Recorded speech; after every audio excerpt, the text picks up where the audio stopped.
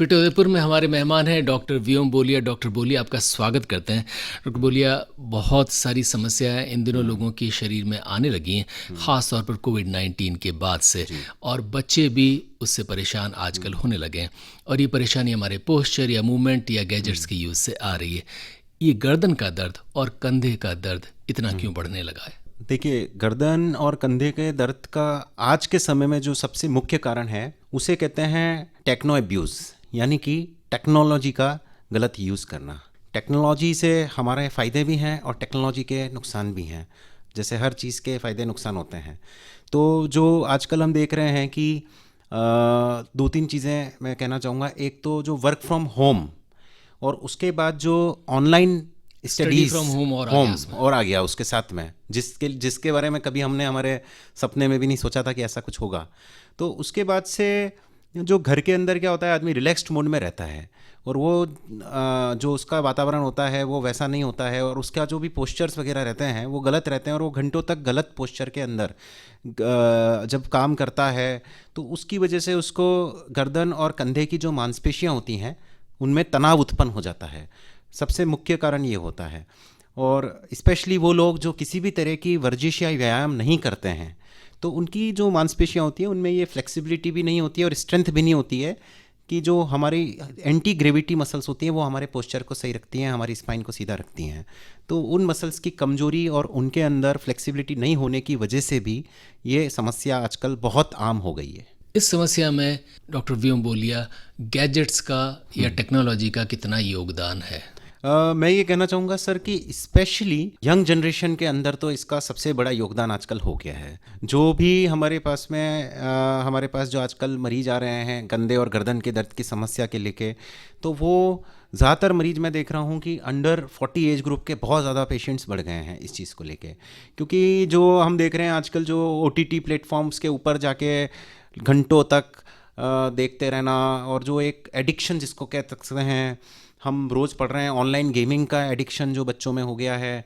और इवन जो अभी एक स्टडी आई कि एक एवरेज इंडियन आजकल 4 घंटे 30 मिनट कम से कम 4.5 घंटे अपने स्मार्टफोन में व्यतीत करने लग गया है। अब इनमें वो भी शामिल हैं जो लोग बेचारे आधा घंटा या 1 घंटा भी यूज़ नहीं करते, यानी एवरेज निकला है जी 4.5। इसका मतलब बहुत जी सारे लोग तो ऐसे होंगे जो 10 से 12 घंटे इस्तेमाल करते होंगे। 100% बिल्कुल, मतलब एडिक्शन जिसको बोलते हैं, जिसकी वजह से अगर बच्चे हैं तो उनके पेरेंट्स परेशान हो चुके हैं और कहीं ना कहीं पेरेंट्स भी बच्चों को शुरुआत से ही स्मार्टफोन्स दे देते हैं। उसके बाद जैसा मैंने बताया कि ऑनलाइन का जो क्रेज़ बढ़ गया अभी और जिस तरह से अभी online platforms, online learning, online coaching, तो लैपटॉप्स, कंप्यूटर्स, टेक्नोलॉजी के ऊपर घंटों तक गलत पोस्चर्स के साथ बैठे रहना, एक्सरसाइज के लिए टाइम नहीं निकाल पाना, दूसरी सब चीज़ों के लिए टाइम देना, ये एक मुख्य कारण है। गर्दन की स्पाइन की जो मांसपेशियां होती हैं, स्पाइन की जो मसल्स होती हैं, उनमें तनाव उत्पन्न होता है। हमारी भाषा में उनमें ट्रिगर पॉइंट्स बोलते हैं, ट्रिगर पॉइंट्स बन जाते हैं और बाद में जाके वो आपके स्पाइन के अंदर जिस तरह की डिजीजेज जो होती हैं, स्पॉन्डोलाइटिस और इस तरह की प्रॉब्लम्स देखने को मिलती हैं। ये रेडियो लेक सिटी है, प्रोग्राम है फिट उदयपुर और हमारे मेहमान हैं डॉक्टर व्योम बोलिया। आप फिजियोथेरेपिस्ट हैं। डॉक्टर बोलिया, हम बातें कर रहे थे गर्दन और कंधे के दर्द की। बताएं कि गर्दन और कंधे के दर्द क्या आनुवांशिक भी हो सकते हैं? जी बिल्कुल, गर्दन और कंधे से रिलेटेड जो तकलीफ़ें होती हैं, कुछ ऐसी अनुवांशिक चीज़ जो डिजीज़ेज़ हमको देखने को मिलती हैं, जैसे कि एनकाइलोजिंग स्पॉन्डोलाइटिस नाम की एक डिजीज़ होती है, एक तरह का गठिया या आर्थराइटिस होता है। और भी कई ऐसी चीज़ें हो सकती हैं जो जेनेटिक कारणों से, जिसकी वजह से कंधे या गर्दन की समस्याओं में मुख्य तौर पर उनमें गठिया का रोग सबसे ज़्यादा देखने को मिलता है। और कई लोगों में इसके अलावा भी ऐसी डिजीज़ेज़ जो होती हैं जो सेकेंडरी पेन कॉज करती हैं कंधे और गर्दन में, यानी कि अगर उनके किसी और पार्ट के अंदर कोई पेन है और उसका सही ट्रीटमेंट या सही इलाज नहीं हुआ, फॉर एग्जांपल आपका जो लोअर बैक पेन है उसका आपने सही तरीके से, लोअर स्पाइन का, क्योंकि पूरा शरीर जो है वो पूरा शरीर आपस में जुड़ा हुआ है। तो आजकल हम भी जो ट्रीटमेंट देते हैं वो होता है diagnose local but treat global. अब बताएं कि ये समस्या अगर आनुवांशिक भी है तो क्या इसका सर्जरी ही इलाज है, या आप अपने उठने बैठने के तरीके में कुछ संशोधन करें तो आप ठीक हो सकते हैं? नहीं बिल्कुल, देखिए सर्जरी तो किसी भी समस्या के लिए एक लास्ट रिजॉर्ट होता है। और मुख्य तौर पर आजकल मेडिकल साइंस काफ़ी एडवांस्ड हो चुकी है और एक टीम वर्क होता है जिसमें physiotherapist, orthopaedic surgeon, orthopaedic specialist, rheumatologist, सही समय पे ज़रूरी ये होता है लोगों में एक अवेयरनेस रहना। हमारे यहाँ पे लोग क्या करते हैं कि हल्के दर्द को इग्नोर करते रहते हैं, फिर वो दर्द धीरे धीरे धीरे धीरे बड़ा रूप ले लेता है। तो उसके बाद फिर वो जब तक वो डॉक्टर के पास पहुंचते हैं समस्या के लिए, तो कई बार वो काफ़ी लेट हो चुके होते हैं। तो मैं ये मैसेज देना चाहूँगा आपके श्रोताओं को कि सही दर्द एक साइन है आपके बॉडी से निकलता है कि सही समय पे उसको सुने कि कहीं कुछ गलत हो रहा है, उस पर ध्यान देना बहुत ज़्यादा ज़रूरी है और विशेषज्ञ के परामर्श अनुसार ही उसकी चिकित्सा लें। आपने कहा दर्द अपने आप में कुछ आपको बयान करता है, तो कंधे और गर्दन के दर्द क्या कुछ बयान करते हैं? देखिए, कंधे और गर्दन के दर्द जो बयान करते हैं कि आपकी मांसपेशियों में जो है बहुत ज़्यादा कमज़ोरी है, उनमें टाइटनेस बहुत ज़्यादा है, फ्लेक्सिबिलिटी कम हो गई है शरीर के अंदर, और कहीं ना कहीं कंधे और गर्दन का दर्द से हेडेक्स की प्रॉब्लम भी आती है, एंग्जाइटी और तनाव की प्रॉब्लम आती है। और एक और चीज़ जो बहुत लोगों को पता नहीं है वो ये है कि इसकी वजह से आपका पूरा श्वसन तंत्र भी अफेक्ट होता है, क्योंकि कंधे और गर्दन के मरीजों को जब हम देखते हैं तो उनका जो पोस्चर होता है वो पूरा चेंज हो चुका होता है और वो आगे की तरफ झुक जाते हैं, उनके कंधों में स्टिफनेस होती है, तो उस वजह से पूरा जो आपका श्वसन तंत्र की मांसपेशियां हैं तो वो भी अफेक्ट होने लग जाती हैं अगर उसका सही समय पे निदान नहीं किया जाए तो। डॉक्टर बोलिया, आजकल बहुत सारे बच्चे यानी छोटी उम्र के लोग भी कंधे और गर्दन दर्द की शिकायतें करने लगे, जो कि पहले नहीं हुआ करता था, ऐसा क्यों? देखिए, मुख्य तौर पर इसके पीछे जो कारण हैं, एक तो ये है कि लाइफस्टाइल के अंदर एक्टिव लाइफस्टाइल का अभाव होना, मैकेनिकल लाइफस्टाइल हो चुकी है, इतना ज़्यादा पीयर प्रेशर है, पेरेंट्स के ऊपर भी रहता है, होमवर्क्स और स्कूल पढ़ाई और बैक टू बैक कुछ ना कुछ चलता रहता है, तो जिससे उनकी फिजिकल एक्टिविटी ना के बराबर है। और रिक्रिएशन के नाम पे, जैसा कि मैंने कहा कि उनको मोबाइल दे दिए जाते हैं, स्मार्टफोन्स दे दिए जाते हैं बहुत ही जल्दी, और गेम्स वगैरह, ऑनलाइन गेमिंग्स वगैरह, तो वो एक बहुत प्रमुख कारण एक तो वो है। दूसरा मैं बहुत कॉमनली जो देख रहा हूँ वो है न्यूट्रिशन, यानी कि जैसे स्पेशली बच्चों के अंदर हम देखते हैं विटामिन डी की डेफिशिएंसी बहुत ही कॉमन हो गई है, जिसकी वजह से उनकी ग्रोथ अफेक्ट हो रही है, उनकी हड्डियाँ वगैरह भी कमज़ोर रहती हैं। तो उनका जो न्यूट्रिशन का जो है, क्योंकि हम देख रहे हैं इसमें एक और प्रमुख कारण जो जंक फूड जितना ज़्यादा है, क्योंकि जैसा होता है अन्न वैसा होता है मन, तो अगर आप जिस तरह का जंक फूड खा रहे हैं और वैसा ही उसमें वैसा होता है तन, बिल्कुल। तो अन्न मन तन सब कुछ जुड़ा हुआ है हमारे शरीर में। किसी भी समस्या के तीन ही कारण हैं, फिजिकल, केमिकल, मेंटल। तो बच्चों में ये तीनों चीज़ें बहुत ज़्यादा अफेक्ट हो रही हैं, मेंटल हेल्थ, केमिकल यानी कि न्यूट्रिशन, एंड फिजिकल यानी कि कसरत, एक्सरसाइज, एक्टिव लाइफस्टाइल का अभाव होना। आपने कहा कि न्यूट्रिशन की कमी, जबकि माता पिता तो कोशिश ये करते हैं कि उनके बच्चों को अच्छे से अच्छा खाना मिले, इन सब के बावजूद ये न्यूट्रिशन की कमी कैसे हो जाती है? और रही बात विटामिन डी की, हमारे देश में बहुत सारे लोग कहते हैं कि साहब यहाँ तो इतनी धूप खिलती है, हम यूरोप अमेरिका तो है नहीं, फिर भी हमारे अंदर विटामिन डी की कमी क्यों और कैसे, और इसका क्या सोल्यूशन है? देखिए सर, सबसे पहले तो जैसे आपने बोला धूप, आप अगर सर्वे करेंगे तो 10 में से 8 लोग आपको बोलेंगे कि सर्दियों के अलावा तो वो धूप लेते ही नहीं है। सर्दियों में भी सर्दी लगती है इसलिए धूप में खड़े हो जाते हैं, वो भी पूरे कपड़े पहन के। ठीक है, हमारे जो देखेंगे, हम जो हमारे जो पूर्वज थे वो कम से कम कपड़ों में और धूप के अंदर काम करते थे, मेहनत कश होते थे, तो उनमें इन चीज़ों की कभी कोई कमी होती नहीं थी, उनको ये भरपूर मात्रा में मिल जाती थी। आजकल आप देखेंगे कि मैं देखता हूँ कि लेडीज़ से पूछेंगे तो वो कहेंगे कि कॉम्प्लेक्शन ख़राब हो जाएगा इसलिए धूप में नहीं जाते हैं, और बच्चे सुबह सुबह स्कूल चले जाते हैं, फिर आते हैं, दिन में धूप तेज़ होती है तो धूप में जाने को नहीं मिलता है। जैसा मैंने बोला कि प्लेग्राउंड्स और ये चीज़ें हमारे यहाँ वैसे ही भी कंक्रीट के जंगल बनते जा रहे हैं, खेल कूद का अभाव हो गया है, ओपन जगह पे खेलना जहाँ पे उनको पर्याप्त मात्रा में धूप मिले वहाँ उनको वो नहीं मिलती है। न्यूट्रिशन, बिल्कुल पेरेंट्स आजकल जो अवेयर हैं वो कोशिश करते हैं कि बच्चे हेल्दी खाएँ, बट फिर भी अवेयरनेस बहुत कम है। फास्ट फूड कल्चर इतना ज़्यादा है कि सिर्फ बच्चे ही नहीं, पेरेंट्स खुद ही इतना फास्ट फूड और ये चीज़ें हैं कि आजकल इजी वे ढूंढते हैं कि चलो आज ये है तो बाहर जाके रेस्टोरेंट में या फास्ट फूड्स खाते हैं, और हर चीज़ जगह फास्ट फूड्स ढूंढते हैं, जंक फूड खाते हैं, मतलब excess of everything is bad. तो उसी वजह से उनके अंदर जो ये न्यूट्रिशनल डेफिशिएंसीज हैं ये बहुत कॉमन हो गई हैं। एडल्ट्रेशन नो डाउट है। तो आइडियली ये होना चाहिए कि अगर किसी भी बच्चे में इस तरह के कोई सिम्टम्स देखने को मिलते हैं कंधे गर्दन दर्द के, तो उसके पीछे एक बड़ी समस्या अंदर ही अंदर हो सकती है। प्रॉपर विशेषज्ञ से राय लें। आहार विशेषज्ञ यानी कि न्यूट्रिशनिस्ट का भी उनमें रोल होता है। बच्चों के लिए एक प्रॉपर तरीके से आप मील प्लान्स बना सकते हैं जिससे उसकी पूर्ति की जा सकती है। ज़्यादा कमी होने पर डॉक्टर्स न्यूट्रिशनल सप्लीमेंट्स प्रिस्क्राइब करते हैं, तो वो भी बहुत ज़रूरी होता है आज के समय में, अगर आगे, क्योंकि prevention is better than cure. थोड़ी सी बात हमारे आधे संसार की भी करते हैं। कंधे और गर्दन के दर्द की शिकायतें वे लोग जो कंप्यूटर पर बैठते हैं या सीट पर काम करते हैं उन्हें तो होती है, लेकिन महिलाएं बहुत सारी, चाहे वो गृहिणियां भी हो, वे इस दर्द को लेकर बहुत परेशान रहती हैं। महिलाओं में इस दर्द के ज़्यादा होने या कॉमन होने के क्या क्या कारण हैं?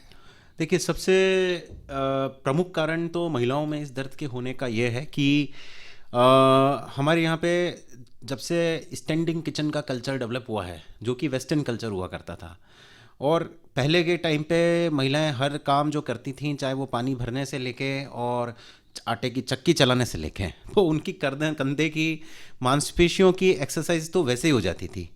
स्ट्रेंथनिंग एक्सरसाइजेज हमारी भाषा में बोला जाता है इन चीज़ों को, कि अगर आप स्ट्रेंथनिंग एक्सरसाइजेज करते हैं तो आपके कंधे और गंदे की गर्दन की मांसपेशियां मजबूत हैं, तो आपको दर्द नहीं होगा।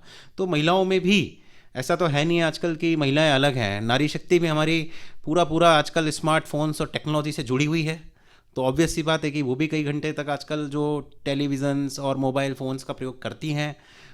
तो एक कारण तो मैंने बताया कि लंबे समय तक स्टैंडिंग किचन में आगे झुक के पोस्चर्स में काम करना, जो उनकी बॉडी में, कंधों में और गर्दनों में स्पेशल बहुत ज़्यादा तनाव उत्पन्न करता है। यहाँ डॉक्टर बोलिया एक सवाल ये भी बनता है कि आपने कहा कि लंबे समय तक खड़ा रहना, बहुत सारे व्यवसायों में, ख़ास तौर पर टीचिंग के प्रोफेशंस में या मेडिकल में नर्सेज वगैरह, इनको सच में पेशे के तौर पर ही सही काफ़ी समय खड़ा रहना पड़ता है।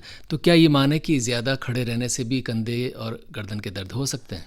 जी, बिल्कुल हो सकते हैं। जो भी लोग ज़्यादा लंबे समय तक खड़े रहते हैं, तो कई बार इसमें एक चीज़ ये है, साइंटिफिक जो है वो ये है कि रिवर्स ब्लड फ्लो जिसको हम बोलते हैं, यानी कि हमारे पाँव से वापस से हृदय की तरफ और ऊपर की तरफ जो ब्लड फ्लो होता है, एक तो वो स्लो हो जाता है।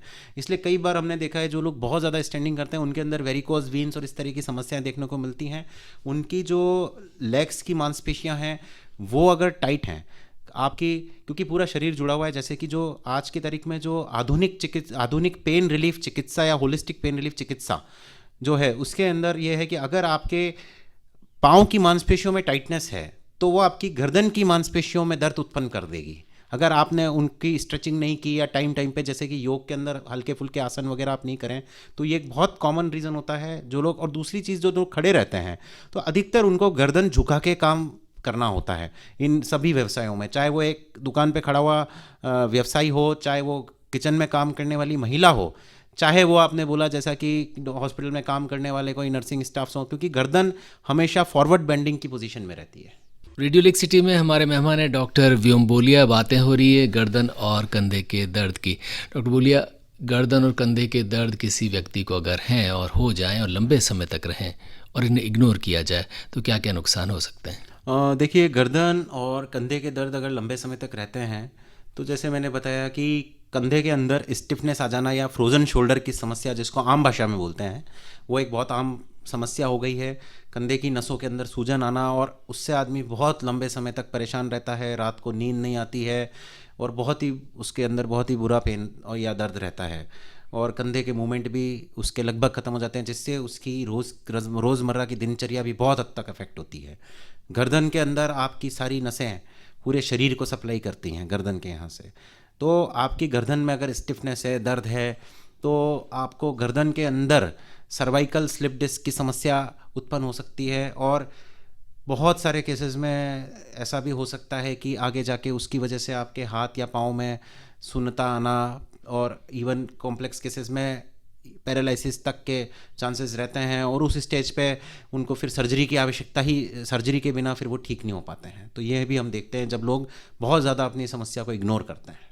डॉक्टर बोलिया, आप ऐसे लोगों को क्या क्या सुझाव देंगे? क्या कुछ वे करें? या तो दर्द है तो कम हो, और दर्द नहीं है तो हो ही नहीं। देखिए, अगर कोई भी दर्द है, सबसे पहले तो आप सही समय पे सही विशेषज्ञ से प्रॉपर डायग्नोसिस करा के और उसके लिए प्रॉपर तरीके से ट्रीटमेंट या चिकित्सा लें। जैसे कि हम फिजियोथेरेपी में करते हैं, रूट कॉज को देखते हैं कि mostly 90% neck pain, shoulder pain, back pain mechanical होते हैं, उनके पीछे और कोई कारण नहीं होता है सिवाय मांसपेशियों के अंदर सूजन आ जाने के अलावा, और उसके लिए किसी तरह की भी जांच और साइड इफ़ेक्ट्स वाले ड्रग्स लेने की कोई आवश्यकता नहीं होती है।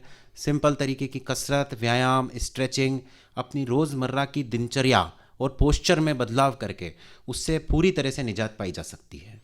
दूसरा, दर्द की दवा जो है वो मेडिसिन्स या इंजेक्शंस या दर्द निवारक नहीं है, बल्कि आपका पोस्चर और व्यायाम है। बिल्कुल रूट कॉज से हमको इलाज करना होगा। हमको सिर्फ सिम्टम्स का इलाज नहीं करना है, हमको उसकी जड़ से उसको ख़त्म करना है। डॉक्टर बोलिया, ये जो दर्द होते हैं इनके चलते अगर किसी की, जैसे आप कह रहे थे, मसल्स कमज़ोर हो जाती हैं, तो क्या वे भी वापस स्वस्थ या मजबूत हो सकती हैं? जी बिल्कुल। Exercise is a medicine. अगर आप सही तरीके से एक्सरसाइज को विशेषज्ञ से, फिजियोथेरेपिस्ट से सीख के, अपने शरीर के अनुसार सीख के अगर आप रेगुलर तौर पे करेंगे तो आपके सभी तरह के मस्कुलोस्केलेटल पेन्स, जिनको हम बोलते हैं, मांसपेशियों हड्डियों से जनित होते हैं, वो सभी एक्सरसाइज एक मेडिसिन की तरह काम करती है। पर क्योंकि लोग आधे टाइम आलस्य की वजह से थोड़े दिन करने के बाद छोड़ देते हैं, रेगुलरिटी नहीं रखते हैं, इसी वजह से आजकल या तो ये है कि आप किसी भी अच्छे विशेषज्ञ की गाइडेंस में या योग सेंटर पे, अच्छे हेल्थ क्लब, जिम ज्वाइन करके रेगुलर तौर पे विशेषज्ञ के निर्देशन में एक्सरसाइज करें। घर पे भी करना है तो विशेषज्ञ से सीख के मांसपेशियों की मजबूती की, फ्लेक्सिबिलिटी की, स्ट्रेंथनिंग एक्सरसाइजेज वगैरह आप रेगुलर तौर पे करें। आपकी जो भी स्ट्रेंथ चली गई है किसी भी रीज़न से, आप सब्र रखें तो बहुत जल्दी आप पहले से भी ज़्यादा फिट हो जाएंगे। आपने बैठने और उठने की तो बात की, लेकिन एक महत्वपूर्ण चीज़ और रहेगी, वो है सोना। यानी बहुत सारे लोग सोने के पोस्चर से भी शायद हो सकता है इस दर्द से परेशान होते हो। कुछ लोग कहते हैं साहब हम तकिया कठोर लगाएंगे, कठिन लगाएंगे, छोटा लगाएंगे, मोटा लगाएंगे, कुछ कहेंगे हम नरम तकिया चाहिए, कुछ लोग सख्त जो है आपका सरफेस बेड हो उस पर सोने की हिमायती होते हैं, कुछ लोग कहते हैं कि आप आराम से नरम गद्दे पे सोइए। हमारा सोने का पोस्चर और हमारी सोने की व्यवस्था और ये तमाम चीज़ें जिन पर हम सोते हैं, क्या ये भी दर्द के कारण होते हैं? जी बिल्कुल। जैसे कि one size doesn't fit all, तो मैं ये कहना चाहूँगा कि हर व्यक्ति का काठी स्वरूप, उसका कर्वेचर, स्पाइन का सब कुछ अलग होता है। अब कई लोग हमारे पास जो आते हैं उनकी 2-2, 3-3 तकिए लगाने की आदत होती है रात को। दूसरा मैंने बताया 1-1, 2-2 बजे तक मोबाइल फ़ोन्स पे लगे रहते हैं, तो वो और फिर प्रॉपर स्लीप उनकी डिस्टर्ब रहती है, तो वो भी एक बहुत बड़ा कारण है दर्द का। आजकल जो होटल्स वगैरह में हम देखते हैं, या तो बहुत ज़्यादा सॉफ्ट पिलोज़ या बहुत ज़्यादा सॉफ्ट गद्दे, उनका उपयोग नहीं करना चाहिए। घर में भी लोग इस तरह के कई बार गद्दे और ये जो है उनका उपयोग करते हैं, उससे भी उनको गर्दन की, कंधे की, इस तरह की दर्द की समस्याएं काफ़ी कॉमनली देखने को मिलती हैं। तो इसमें ज़रूरी ये होता है कि आप प्रॉपर थोड़ा रिसर्च करके, गद्दा, तकिया वगैरह अलग अलग क्वालिटी के आते हैं, अलग अलग उसके होते हैं, पर मैं सजेस्ट करता हूँ कि मीडियम जो फर्म मैट्रेसेस और मीडियम फर्म पिलोज़, यानी कि बहुत ज़्यादा सॉफ्ट भी नहीं, बहुत ज़्यादा हार्ड भी नहीं, वो नॉर्मली आप इस्तेमाल कर सकते हैं प्रॉपर तरीके से। जो अपने तकिए को पूरा आप गर्दन के नीचे लेके प्रॉपर तरीके से लगाएं। कई बार हम अगर किसी को बहुत ही क्रॉनिक नेक पेन की समस्या है तो उसको हम सर्वाइकल पिलोज़ या इनकी भी सलाह देते हैं। तो इस तरह के विशेषज्ञ से राय लेके भी आप अपना सही तकिया या सही गद्दे का चुनाव कर सकते हैं।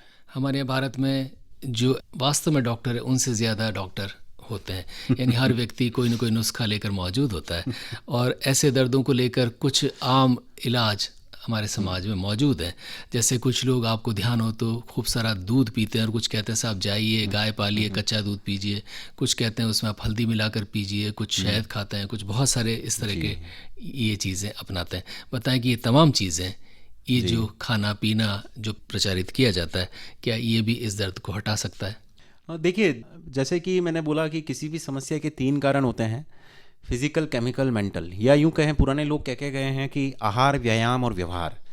तो न्यूट्रिशन जो हमारी पुरानी चीज़ें हैं वो तो हमेशा ही हमारे साथ हैं। उल्टा समस्या इसलिए हो रही हैं कि हम आधुनिक लाइफस्टाइल के चक्कर में हम उन चीज़ों को भूल गए हैं। हम फल नहीं खा पाते हैं टाइम पे, हम ड्राई फ्रूट्स नहीं खाते हैं। जो आपने बात कही, तो जो स्पेशली जो हम लोग जो सिटी में रहते हैं, अर्बन लाइफस्टाइल में रहते हैं स्पेशली, तो वो लोग तो उल्टा ये कुछ करते ही नहीं है, जो हमारी पुरानी चीज़ें हैं। पर ठीक है, जब ज़्यादा दर्द होता है, ये होता है, तो फिर जो नुस्खे होते हैं घरेलू उनको आजमाते हैं। और डेफिनेटली आज आपने बात की हल्दी के दूध की, तो हल्दी के अंदर वैसे भी एंटी इन्फ्लेमेटरी और एंटी एनाल्जेसिक प्रॉपर्टीज़ होती हैं और साइंटिफिक है, कोई दिक्कत ही नहीं है। तो आप बिल्कुल वो सब चीज़ें साथ में ले सकते हैं और लेनी भी चाहिए। उससे आपको अगर कोई समस्या भी है तो उसकी जल्दी ही रिकवरी होगी। बट न्यूट्रिशन के साथ साथ जैसा मैंने बताया कि जब तक कि आप एक्सरसाइज भी साथ में नहीं करेंगे रेगुलर तौर पर, जिसमें प्रमुख तौर पर विशेषज्ञ से स्ट्रेंथनिंग एक्सरसाइजेज मसल्स को मजबूत बनाने के लिए अलग अलग प्रकार के व्यायाम होते हैं, जिनमें आप शरीर के भार के अगेंस्ट में कसरत करते हैं, कुछ इलास्टिक बैंड्स जिन होते हैं एक्सरसाइज के उनके साथ कसरत करते हैं, डंबल्स वगैरह यूज़ करते हैं। पर वो सीखने के बाद आपकी किस स्टेज पे आपकी समस्या है उसके अनुसार वो एक्सरसाइज कराई जाती है, तो ही आपकी समस्या जड़ से ख़त्म होगी। डॉक्टर बोलिया, बहुत सारे लोग ये कहते हैं कि साहब हम एक्सरसाइज करते हैं, यानी साहब मैं शाम की वॉक तो करता ही हूँ, कुछ लोग कहते हैं कि सुबह आधा घंटा मैं गुलाब बाग में घूमता ही घूमता हूँ, तो ये एक्सरसाइज भी क्या हमारे दर्द को रोक सकती है? जी बिल्कुल, देखिए ये तो एक्सरसाइज का एक भाग हो गया। एक्सरसाइज के 3 एस होते हैं। S होता है स्ट्रेंथ, S फॉर स्टेमिना और S होता है स्ट्रेचिंग। तो जब आप ब्रिस्क वॉक या फास्ट वॉक करते हैं गुलाब बाग फतेह सागर पे बिना रुके, जिसमें आपकी थोड़ी हार्ट रेट तेज़ होनी चाहिए, इस तरह की एक्सरसाइज, साइकिलिंग का कल्चर आ रहा है, रनिंग का कल्चर आ रहा है, नीमच माता चढ़ते हैं, तो ये जो कसरत होती हैं ये आपकी कार्डियोवैस्कुलर एक्सरसाइज होती हैं, जो आपके पूरे शरीर के अंदर एक ऊर्जा उत्पन्न करती हैं, आपके शरीर के अंदर ब्लड फ्लो को बढ़ाती हैं कहीं ना कहीं। तो डेफिनेटली उससे आपकी हीलिंग होनी ही है। उसके साथ साथ जैसा मैंने बताया कि ये दूसरा ऐसा स्ट्रेंथनिंग, वो एक्सरसाइजेज या तो आप किसी भी अच्छे जिम में जाके कर सकते हैं या सीख के घर पे कर सकते हैं। आजकल होम जिम में भी लोग करते हैं। हमारी गवर्नमेंट ने भी बहुत सारे अभी ओपन जिम्स के भी प्रावधान किए हैं। पर प्रॉपर तरीके से अगर आपको ऑलरेडी समस्या है तो पहले विशेषज्ञ से राय लेके करें। और तीसरा स्ट्रेचेबिलिटी। स्ट्रेचेबिलिटी के लिए तो हमारा जो योग की साइंस है उससे बेस्ट मैं किसी चीज़ को नहीं मानता हूँ। तो आप योगासन वगैरह का अभ्यास कर सकते हैं, सन सैल्यूटेशंस वगैरह और इन चीज़ों का। तो तीनों एस आपके एक्सरसाइज प्रोग्राम में होने चाहिए, तो आप completely pain free, disease free रह सकते हैं। डॉक्टर बोलिया, जाते जाते तमाम उदयपुर वासियों को संक्षेप में क्या क्या सलाह देंगे जिससे उन्हें कंधे और गर्दन के दर्द न हो, अगर हो तो हटे या कम हो?